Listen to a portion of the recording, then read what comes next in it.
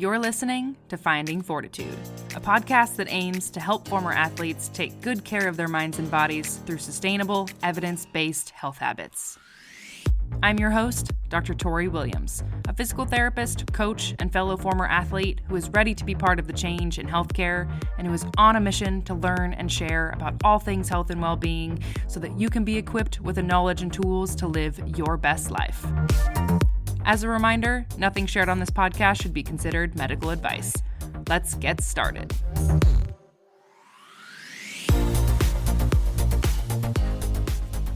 All right. Hello there, and welcome back to another episode of Finding Fortitude. Whether you are a seasoned runner, someone who's dabbled in recreational running, or you're just starting to think about picking up running as a hobby, you are in the right place. Today's episode is going to be full of helpful insights for runners of all levels.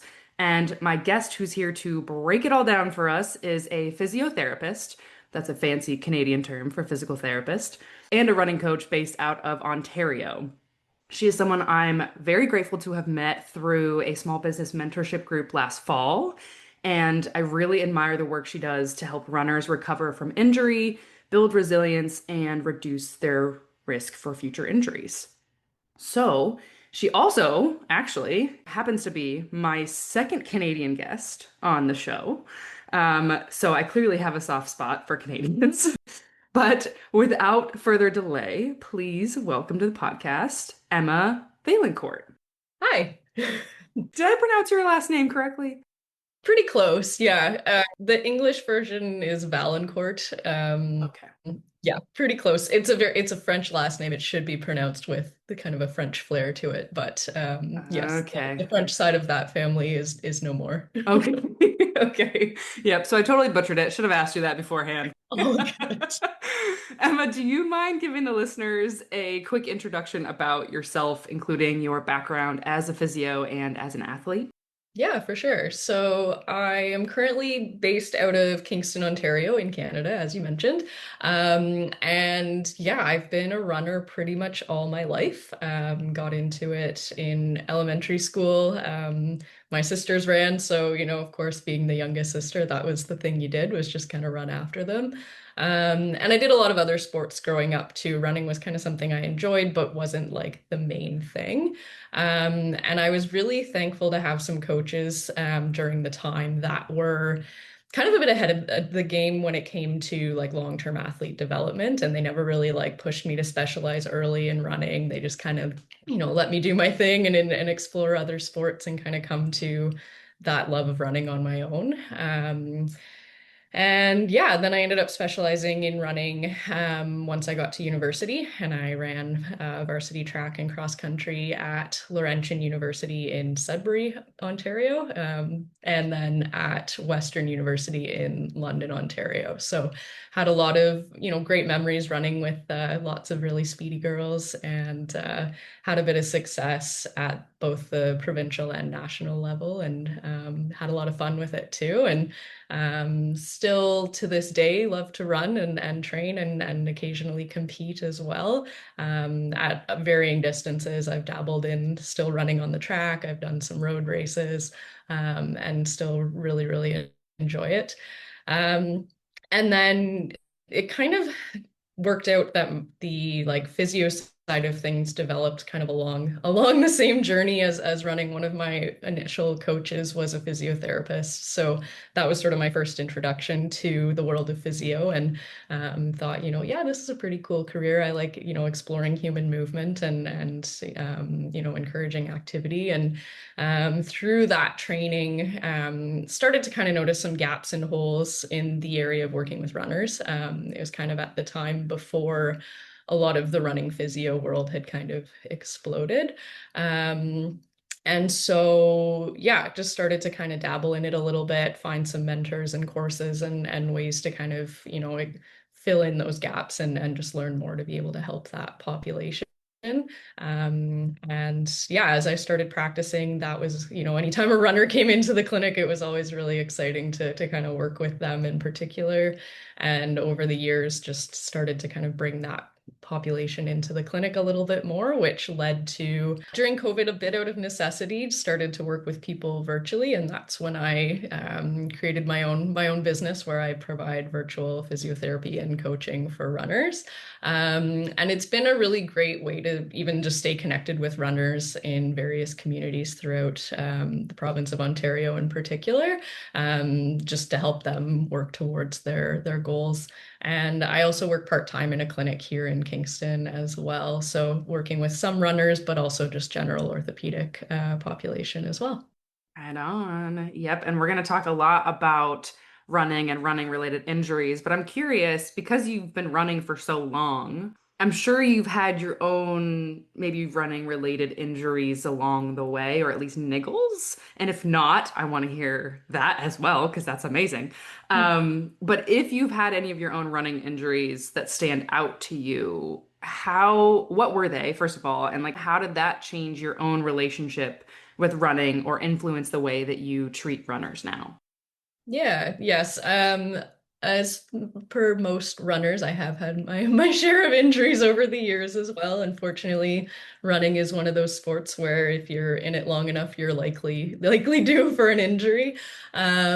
So I think one of the first kind of major injuries that I can remember was a metatarsal stress fracture when I was in undergrad. I believe it was second or third year university. And I was generally one of those runners that kind of knew my body pretty well. So as soon as this kind of pain and discomfort started to come up, I reached out to my coaches pretty quickly and still remember very blatantly I was training at home that year. So I sent a picture of my foot to my coach with an X on it saying, "This is where it hurts." And he was like, "Yeah, let's get this checked out." And Mm. yeah, sure enough, that's what it was. So it was kind of at a time like we definitely know so much more about managing bone stress injuries now. This was, we're talking 15 plus years ago. Mhm. And so, really at that time, I basically just, took time off, let it settle down, did not really a ton of rehab with it.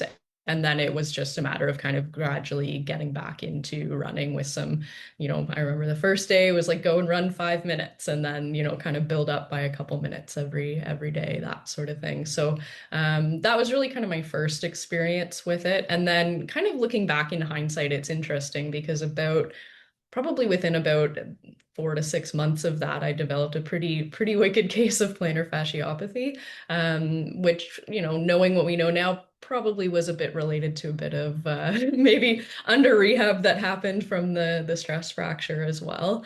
But thankfully, it was manageable enough to kind of train and manage it through the rest of my season.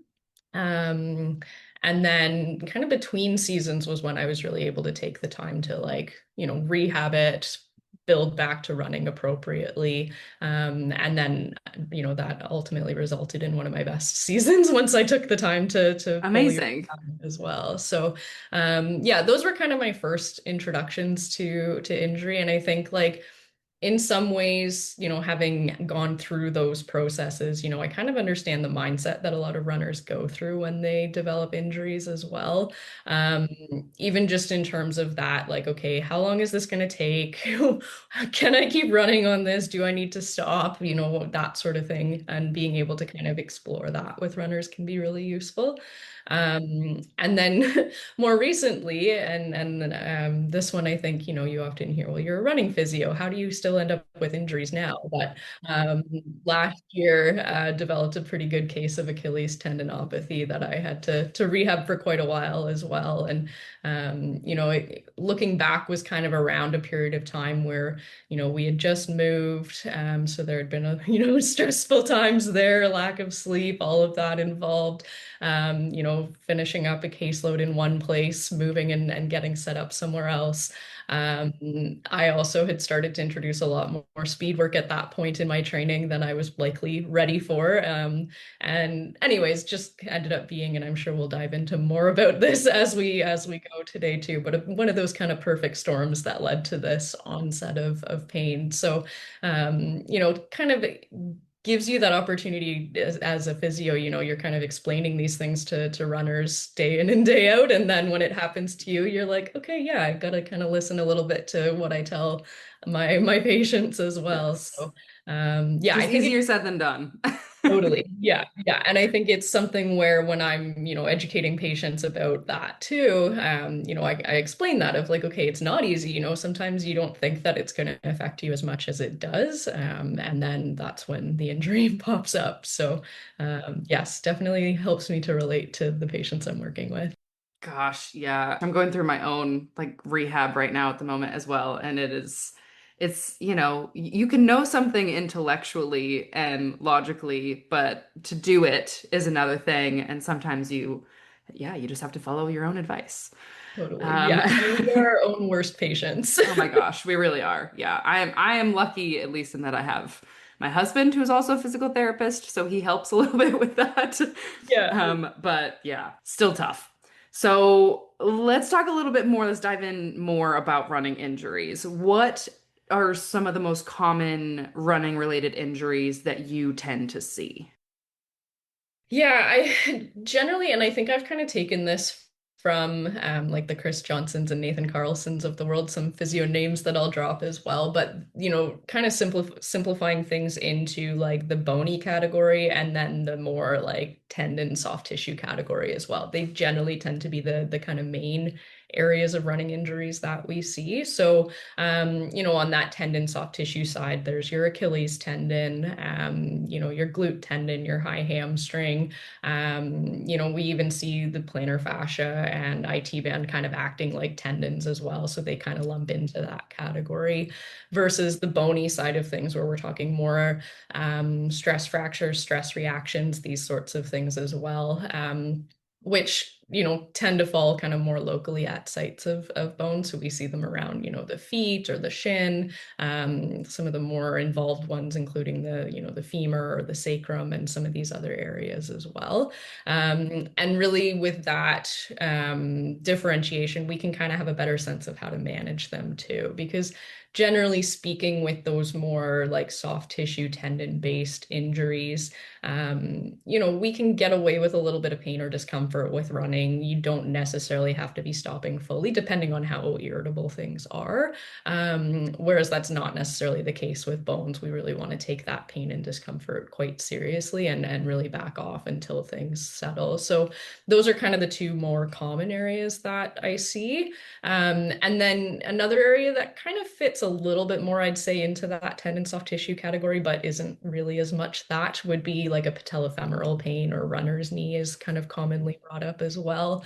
Um, Generally seen a little bit more in newer runners, same thing with like shin splints as well, where it's often a little bit of like a too much too quick situation and then that may be leading to some pain or discomfort. There may be some challenges with their running gait or other little things that are factoring into that presentation as well. Okay. Yeah. And I think the next distinction would be in the running world, you hear a lot about niggles, right? And if you're not in the running world, you're like, what in the heck is a niggle? Um, It's a bit of so a funny term. yeah. Can you explain the difference between a niggle and an actual injury? Yeah, totally. I think like niggle is, yeah, one of those terms that's just kind of come up in the running community that like generally describes like, maybe a smaller ache or pain that's a little more transient. It might just kind of come and go here and there. It's not really affecting your ability to run or causing any like pain or discomfort that's lingering after you finish running. Sometimes it's even just one of those kind of funny things where you're out running and you're like, oh, why does this hurt today? And then within 5, 10 minutes, it's gone again too. So that's generally kind of the approach with a niggle versus with a running injury. Like usually that's something that maybe you're noticing like, oh, this niggle's kind of been here and it's kind of staying, right? So maybe it's been there more than like a week or two, or you're starting to notice that like your running gait feels a little different, or you're having to kind of like change how you run because of it. You might be noticing it a little bit more outside of your runs too. So whether that's something lingering or, stiffness the next morning, pain at rest, some of these sorts of things where where you're like, okay, it's starting to affect more than just when I'm running, those are usually signs that there might be something a little bit more going on. Yeah, that makes sense. And so then the next question I have is, and I'm sure we could talk about this for a very long time, but maybe you could give us like the 10,000 foot like overview. Why is it that runners get injured to begin with? Like, what are the more common risk factors for these different kinds of injuries that you find yourself maybe educating runners about on a regular basis? Hmm. Most runners who've worked with me have probably seen me throw out my hands and do a little bit of this while I'm talking. And so I'm going to kind of explain that as well, where, most simply what we're looking at is this balancing act between how much load we're placing on our body versus how much our tissues can tolerate. And if something's off with that balance, that's usually when injuries tend to occur.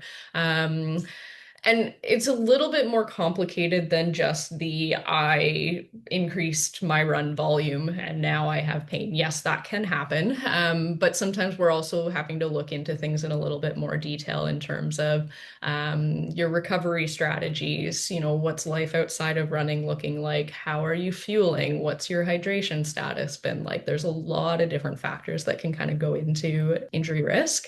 Um, and then there's those things on that kind of load side of it as well, where we're looking at, your overall running volume. Has anything changed there? Have you started to introduce intensity or add in more hills? Or maybe you've switched from running on the trails to the road, or, some of these different factors that are going to be affecting, how much load your body's having to deal with.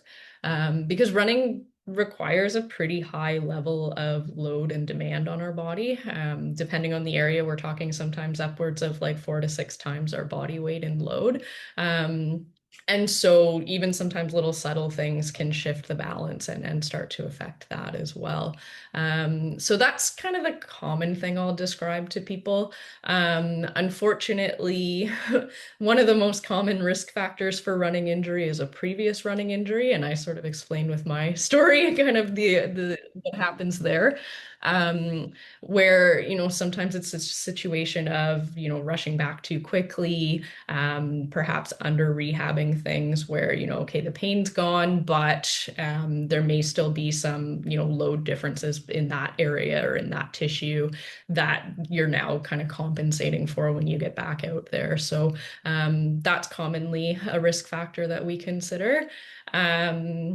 And then I think kind of on the same side of that recovery piece that I talked about too, we're starting to see more and more the effects of our overall energy levels and how that can affect injury too. So, I'll preface this by saying I'm not a dietitian, but, fueling plays a big role. And we're starting to see that if your training levels are increasing, but your fueling isn't, then, there's going to be this mismatch and your body has to, try to decide between, survival versus training, and it's going to choose survival every time. And so that often is when we start to see breakdown happening as well.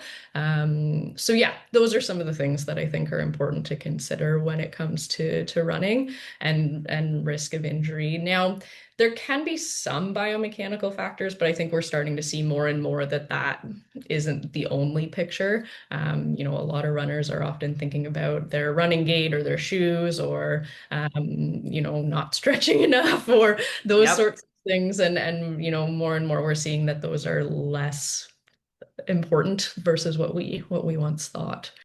You read my mind because I was literally thinking like the first thing most people think is like, oh, there's something about like the way I'm running, or maybe I need to change my shoes, or like, it's not that those things aren't important, but I think what you said is like it was perfect in that it's like we're asking questions about like load management or like your balance of stressors, right? And then, those are kind of the low-hanging fruit. And then maybe we're looking more into the more specific biomechanical factors. Is that right? That kind of line of Oh, thinking? totally. Yeah. Yeah. I think like we often want to look at, yeah, like what's your training looking like? Are there any factors with your training that maybe are putting you at a higher risk of injury? And that's often the easiest place to start. Something else that we commonly see as well is runners who are maybe running faster than they should be, like more often in their training as well. Where, I think one of the common things and myths that we see as well is especially newer runners who are, looking at, okay, I want to run, say, a half marathon, and this is my first time running it, and they're doing all of their training at their half marathon pace, which basically is just going to cause, this spike in training, this overload, this, significant load that you then need to be recovering from. And by the time you're getting back out for your next session, you're not fully recovered as well. So sometimes it's as simple as just educating runners about we kind of refer to it as the 80-20 rule, but the Yeah. specific numbers probably don't matter as much. But Yeah. really, the majority of your training in your week should be quite easy, quite light. I often call it conversational pace, that sort of approach. And then 20% is really where we're looking at that like higher intensity work. So sometimes it's as simple as just, okay, break down for me what your week of training looks like.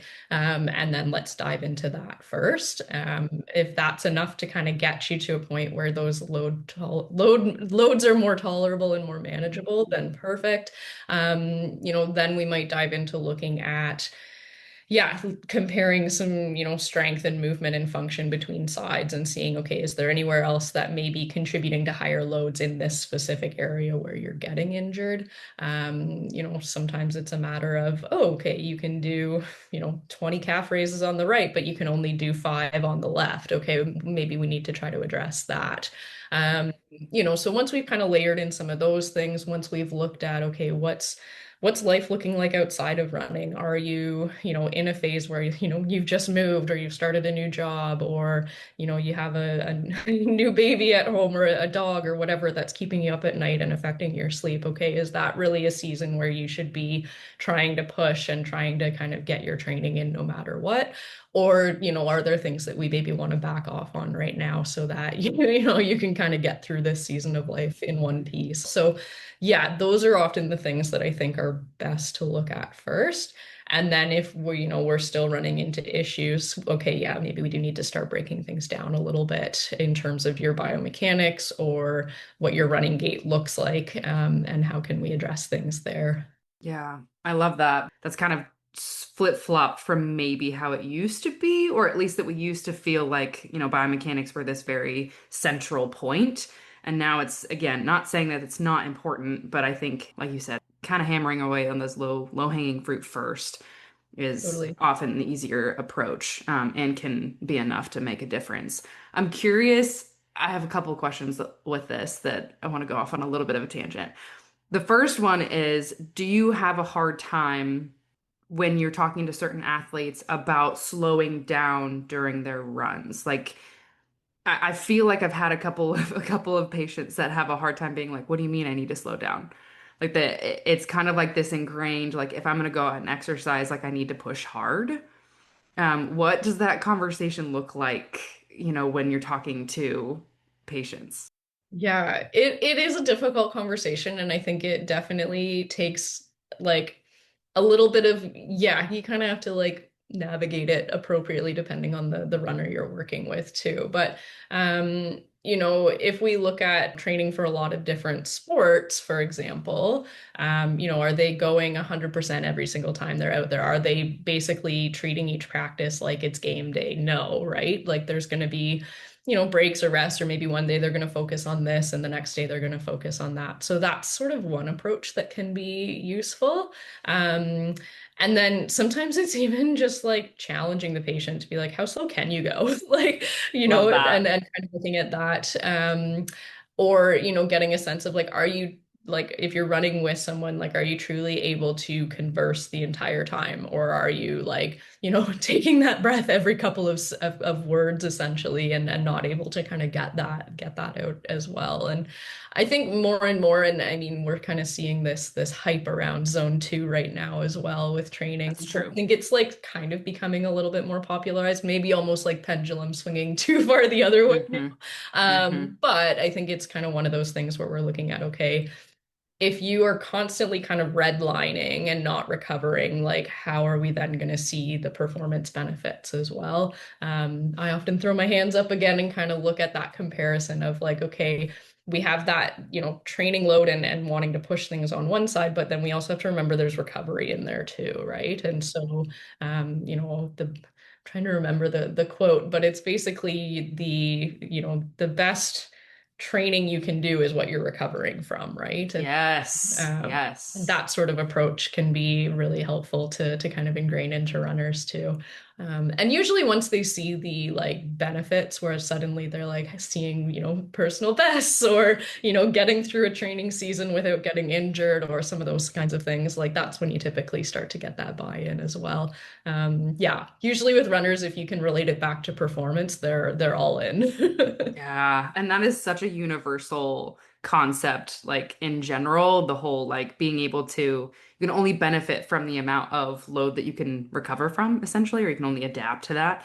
I mean, I wrote that down as a note that I need to make a post about that because it's so universal across the Mhm. board, especially with athletic individuals that want to push, push, push. Well, if your recovery is not as good as your training is, then it doesn't matter how much work you put into the gym, you're not going to be able to adapt and recover from it. Totally. Yeah. And I Um, think like to add to that too, like it takes confidence to let yourself recover. I think especially in our world where we're so connected to social media, we're so connected to what other people are doing, it can be really hard to look at, oh, so and so's doing this, that's what I need to be doing. Whereas, okay, no, I've got this rest day today. I'm taking full advantage of it. I'm not doing anything to kind of push. I'm just, letting my body recover. And even that kind of flip of the switch as well of looking at like recovery is part of your training plan. yep. And so, if that's on your schedule that day, it's there for a reason. And so, yeah, having that confidence to rest can be very challenging for people who are used to that go, go, push all the time kind of approach. Yeah, I think that's probably just a bigger societal message too, of just like the whole rest is productive kind of movement where it's like we're meant to not be go, go, go all the time, just whether it's career or sport or whatever. Yeah. Yeah, for sure. Okay, and then the other tangent I wanted to take us on just real quick, and I know this could open up a can of worms. Shoe wear. So for a long time, it was like, there was I don't know, there's different shifts in like the zero drop versus the minimalist shoe and like all of this kind of craze. And then, well, I'll let you kind of take it from there. What's the consensus about shoe wear in terms of injury risk and yeah, let's just stick with injury risk and maybe not talk about performance because that could be something different. Yeah, sure. Yes, shoes are a very common topic. I think runners, again, we like to nerd out about data. We like to nerd out about anything we can, and shoes are, really the only form of equipment you need to run. So we want to dive into everything there is to know about shoes. And you're right, there's definitely this kind of pendulum that swings back and forth when it comes to shoes, where, on one end, we're looking at that sort of more natural barefoot minimalist type shoe. 10, 15 years ago, that was a really big popular movement. And we saw lots of people get injured from those shoes. And then, we've kind of shifted now to these super high cushion maximalist shoes.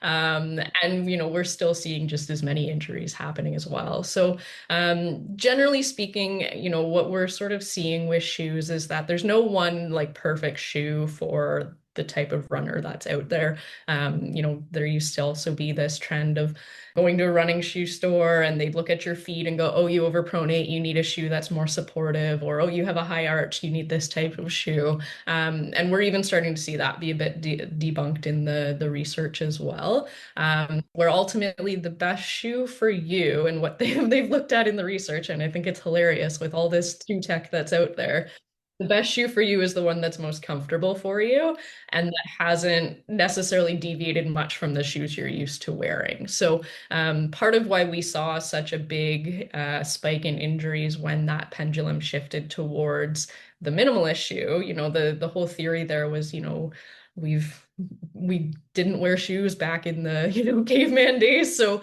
why do we have them now? And we should run with this more natural pattern. And while there is some merit to that. It's how you go about getting there that can be the biggest challenge. So, people were ditching their big clunky shoes and going to these minimalist shoes, and suddenly there were these, increases in loads happening on their feet and on their calves, and they were ending up with, Achilles injuries or foot injuries and the like. And so that's sort of what led to the pendulum shifting to some degree. But then even, that shift to something bulkier, sometimes we can see higher loads at the knee or the hip or other areas as well. So really with shoes, if we're looking at those different trends between the bigger, bulkier ones or the more minimal ones, if we're talking about a sudden change between those, so say you're used to running in one and you suddenly shift to the other, that's usually where more of the injury risk comes in. Whereas if you're, say used to a shoe that's, an 8 millimeter drop or whatever,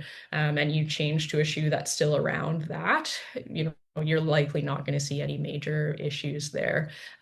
So that's one thing we're starting to see with shoes is if it's comfortable on your foot, if it fits well, those sorts of things, then that's really all you need.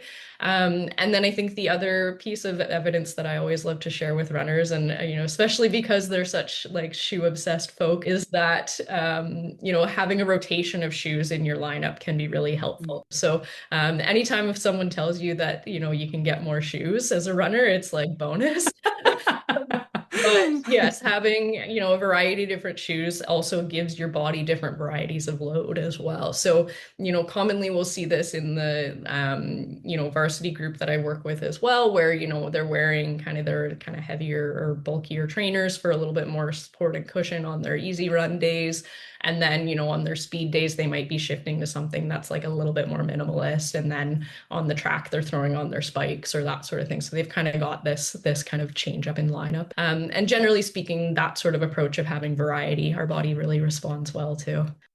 That makes a lot of sense. And so what I'm hearing you say is that like if, you get a new pair of shoes and it's drastically different from a pair of shoes you've had before, you shouldn't go out and run like a 10K in them. Is that what you're saying? Exactly. Yeah. No, it's possible for you to allow your body to adapt to that type of shoe. But I think we just have to give ourselves a lot more time than we realize to kind of go about that shift. And there's a great group out of Quebec City, I believe, up here in Canada, the Running Clinic, that does a lot of research on what they call the minimalist index. So it's basically looking at the different features of a shoe, and based off of the shoe's features, they give you basically a value of what it is on this minimalist index. So, a shoe that's more barefoot minimalist is going to have a different value than the kind of thicker, heavier soled shoe.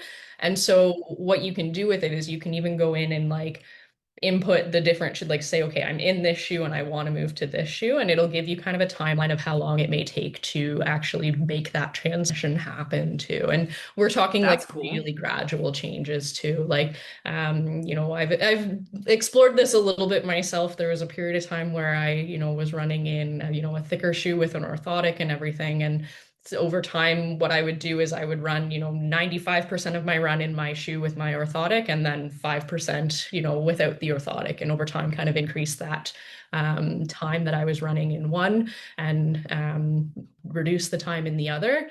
And it was, something that I was able to transition out of, and, resulted in feet feeling fine, no injuries, nothing like that. But it's just something that has to happen really, really gradually, and you have to take your time with it. Yeah, that makes sense.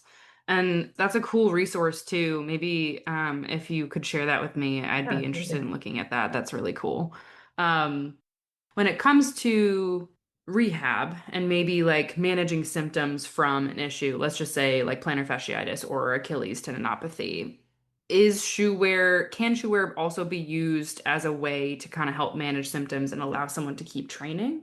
Like a change in shoe wear, like more cushion, that sort of thing? Yeah, totally. There's some different things we can explore here, and I'll throw out another name here is Rich Willie, out of Montana Running Lab. He does a lot of really good research in terms of different loads and how they affect different parts of our body when we're running, or whether that's in a specific shoe or a specific terrain or these sorts of things. And so, yeah, when it comes to different types of injuries, especially when we're talking around like the foot or the ankle or that sort of area, Generally speaking, a shoe with a slightly higher heel to toe drop. So picture, the one end of the heel being quite thick and then down by the toe being a little bit thinner. So your foot's going to be kind of up on this angle. Generally speaking, shoes like that can be a little bit more comfortable for those types of injuries. We also can see the connection between the calf muscle and how it's involved in placing loads around the foot and the ankle too. And so some of his work is even looking at these like rocker bottom shoes that sort of help to support the calf a little bit more. So they can be really great for people who maybe are coming back from, metatarsal related injuries or plantar fascia injuries or these kinds of things, just to have that little bit of support. And then on the other end of the spectrum, like maybe these are for the kind of the older runners or runners who are dealing with more knee related injuries or these sorts of things. We usually look at kind of almost the opposite, where if we start to drop that heel toe down a little bit and go to something a little bit flatter, they generally tend to feel a little bit better there too. But I think the biggest challenge we have to look at with this is that anytime you're changing, like taking load away from somewhere, you're going to be adding it somewhere else, right? You can't remove it fully. And so even there, we still have to be a little bit cautious in terms of, okay, if you're used to running in this type of shoe and now you've got this injury and we recommend this change, we still have to go about that pretty gradually as well. Yeah, you don't want to like get rid of one issue to create a new one. Yeah, that makes perfect sense. Okay. Yeah, I think this is probably a good segue then into something that I know you posted about recently, which is how do runners know if they're ready to return to running after an injury? So, and then maybe what are you looking for when you help someone get back into running? Yeah, it's a really common question, and I think the number one question you hear from runners when they come to see you in the clinic is like, so how long am I going to be out for? When can I get back to running, right? And I've kind of picked up over the years some criteria that I like to look at in runners before I kind of give them the all clear to start running. And this is going to be a little bit dependent on the person, how long they've been out for, what their running level and experience is, that sort of thing. But generally speaking, what I want to see is, can you get through your day without really experiencing pain? So can you do your day-to-day activities, your normal activities of daily living without it hurting? Can you sleep through the night without pain? These kinds of things. Okay, perfect. Check that box. Then we want to look at, your walking tolerance. Can you pretty consistently walk for, say, 30, 45 minutes without any pain or discomfort or minimal pain or discomfort, depending on the injury? Because, okay, walking is really kind of a lower load form of running. So if it's hurting to do that, does it really make sense to be back to running yet? So that's sort of the next piece. And then I also want to look at like how are you loading through the injured side versus the uninjured side? Like are things looking more even there? So, earlier I brought up the calf raise test. So, if you're dealing with, say an Achilles injury, can you do a pretty equal number of calf raises on each side, without pain or discomfort, with good form, where I'm seeing you kind of properly load through that foot and ankle? You're not, cheating or coming up with other ways to do the movement. So I want to see that as well. And then we start to look at more like impact testing. So, we talked earlier about once you start running, those loads increase quite a bit. So what's a way to kind of mimic that? Can we look at single leg hopping and, can you hop on the spot without pain or discomfort on that side as well? So usually once people are passing those tests, for me physically, they're ready to go. Now there's some other things we want to consider too. So, depending on how long you've been away from running, or, the severity of the injury, or even just the person themselves, like how are they doing psychologically? Like, are they psychologically feeling ready to return to running, or are there still some fears about re-injury or that there as well? And so, wanting to kind of address that too, whether it's, a referral to sports psych or something like that to kind of help them back, or just sort of addressing some of those fears with them, before you start them back. So that's one side. And then we kind of touched on this when it comes to bone stress injuries in particular, but really with anyone who's coming back from something like that, or from, maybe they've had this kind of like long-term injury history and we're concerned about their energy levels too. Like those are usually cases where I want to have a dietitian involved as well, who's making sure that they're getting the, proper fueling and, addressing that first before they're then reintroducing running again from there. So those are kind of the main things. Like physically, here are my kind of checklists. Psychologically, like how are you feeling about getting back to running? Are there any fears we need to address? And then, what's your nutritional status like? And are you getting cleared by any dietitians or other healthcare professionals that you're working with there? Yeah, that's a great comprehensive list. And is also why you should work with a trusted rehab provider when you're working through this so that they can help kind of guide you through that process. And for the listeners, we do have an episode where I interviewed a registered dietitian about nutritional considerations for runners. So go back and watch that episode. It was a great one with Catherine Ward in season one. So check that out if you haven't yet. Um, One other tangent question off of this that I think is relevant as we talk about like kind of getting back into running is that I think a lot of runners, and I'm sure you know this, a lot of runners don't want to admit they're injured because they're afraid they're going to be told by a medical provider to stop running. Mhm. So, can you talk a little bit more about like whether it's always necessary to stop running and maybe what that looks like and how we decide whether a break from running is a good idea or whether you can keep going? Totally. Yeah. I think it's a common fear that runners have. Hopefully starting to become a little bit more like addressed now that we kind of know a little bit more about running injuries, but you still hear it from a lot of people who, maybe went to somebody who doesn't know as much about running injuries and they were just told, "Oh, it hurts when you run, just stop running for a week and then you should be fine," right? And maybe they do that and then they get back into running and then the pain comes back and then they're frustrated and so on. So um yeah, generally, kind of depends on the situation, but um, my approach with runners is like my goal is to keep you running as much as we can and as much as is tolerable, as long as it's safe to do so as well. So, earlier I alluded to bone stress injuries, and the concern with them is they tend to fall on this spectrum where if you just continue to kind of load them and run through them and not address them, that could lead to the potential risk for a frank fracture, or depending on the location, you may need, surgery or this sort of thing. Don't want to cause a lot of fear in the listeners, but it's something that, tends to be something we need to put that whole like hard stop on. Whereas, for a lot of the soft tissue related injuries or patellofemoral pains or these kinds of things, like generally speaking, there are ways that we may be able to keep you running. So this is where I will often want to look at with them, like, what's the pain pattern like? How are things looking as you run right now? Is it warming up and improving? Is it lingering afterwards? What level is it at in terms of intensity of pain? Does it matter if you're running fast versus slow, uphill versus flat, like these sorts of things as well?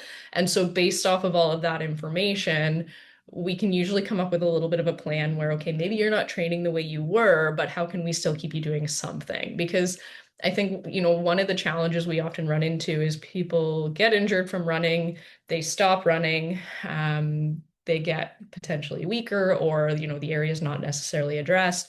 They try to plug back into running, they have pain, they stop running. And this is where we end up with this kind of vicious cycle. So the more we can try to keep runners running within what's reasonable, usually the better they do in terms of like getting back into running as well. And so, yeah, it's a big thing that I try to educate patients on to get a sense of like, okay, where's your current run tolerance at? How can we keep you at that level where the tissue is, generally pretty happy, not getting too ticked off? And then how do we start to kind of gradually push you back up from there? I often will use like a stoplight approach as well with runners to kind of give them a guideline of like how much pain is okay versus too much. And again, this typically falls more into that soft tissue category versus bone, where, a little bit of discomfort or like noticing pain while you run is okay, as long as it's then settling down pretty quickly after. We're not seeing it linger within the next like 24 hours or so after you've finished running. generally that's an okay place to be.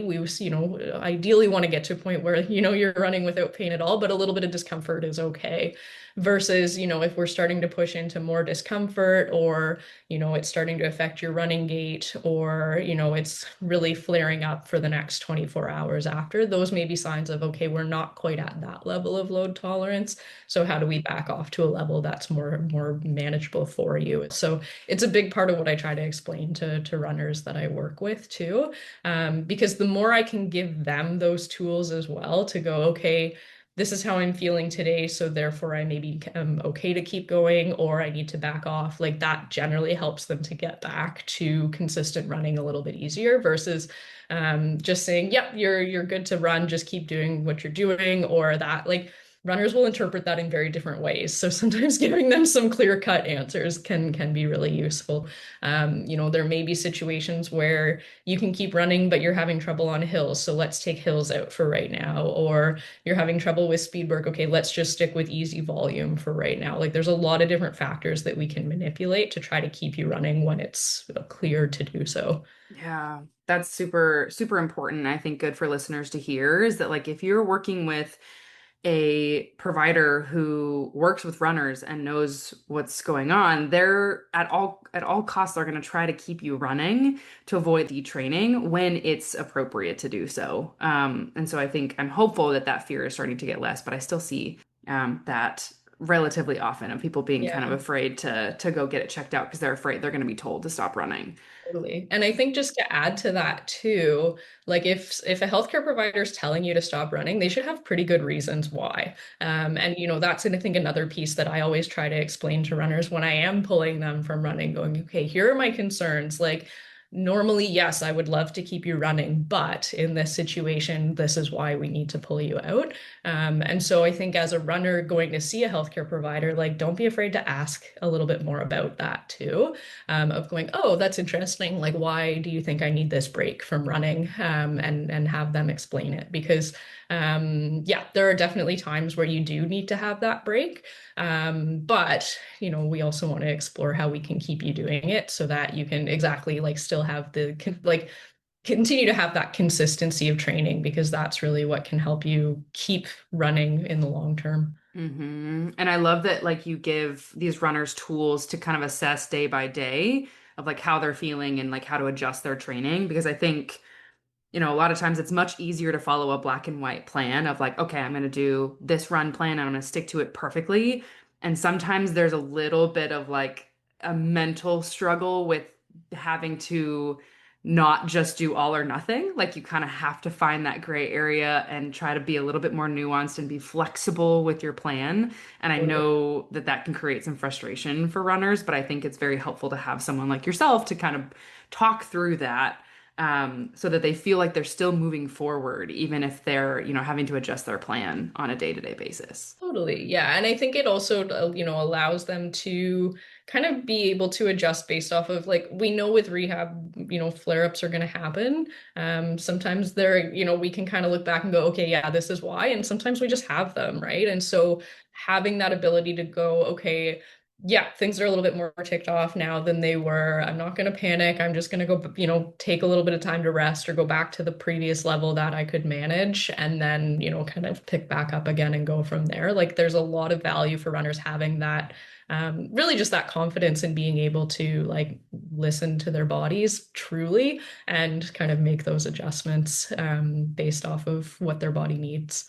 Yeah, I love that. And I also think, it's an important discussion when we're talking about, I don't know if you see a lot of this, but I feel like there's a lot of this obsession around whoop or recovery metrics and like not wanting to push yourself if your sleep wasn't super great the night before and like kind of almost the pendulum going the opposite way in terms of too much awareness of some of those things that may impact your ability to exercise that next day. Do you deal with that? And like, if so, how are we kind of trying to find that middle ground between paying attention to recovery metrics and how you're feeling so that you can train smart, but not over obsessing about those things?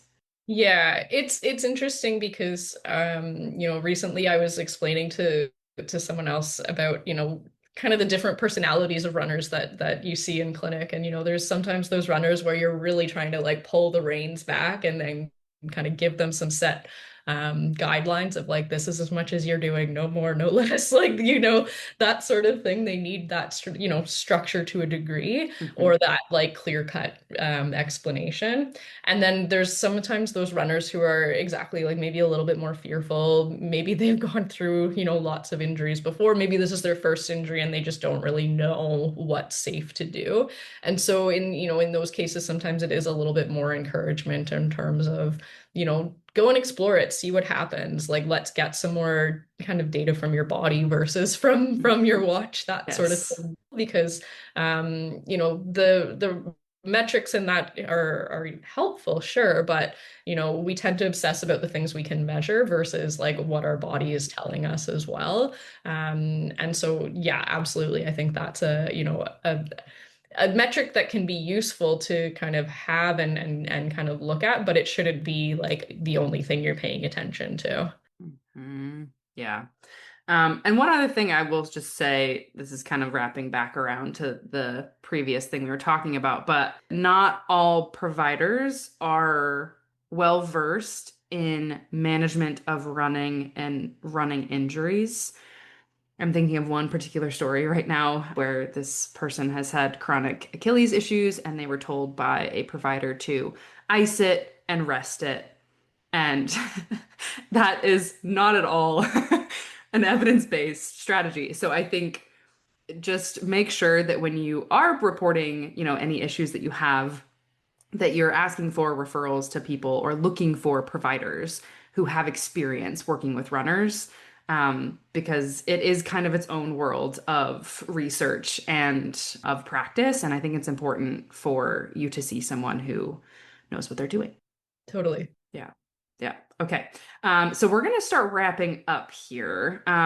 In regards to your area of running, what kind of myths or misunderstandings that we haven't already covered do you hear a lot that you kind of wish there was a better understanding around in the running community?